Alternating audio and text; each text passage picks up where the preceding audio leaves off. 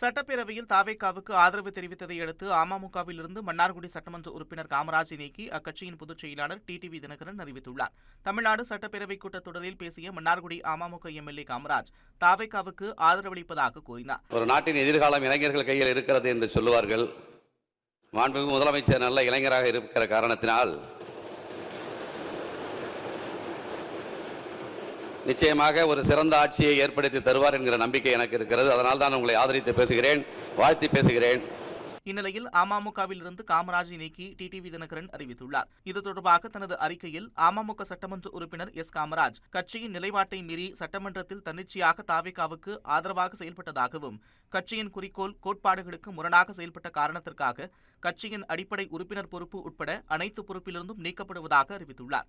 சட்டப்பேரவையில் அமமுகவுக்கு இருந்த ஒரே உறுப்பினரும் நீக்கப்பட்ட நிலையில் காமராஜ் இனி சுயேட்சை சட்டமன்ற உறுப்பினராக தொடர்வார் என்று தெரிவிக்கப்பட்டுள்ளது.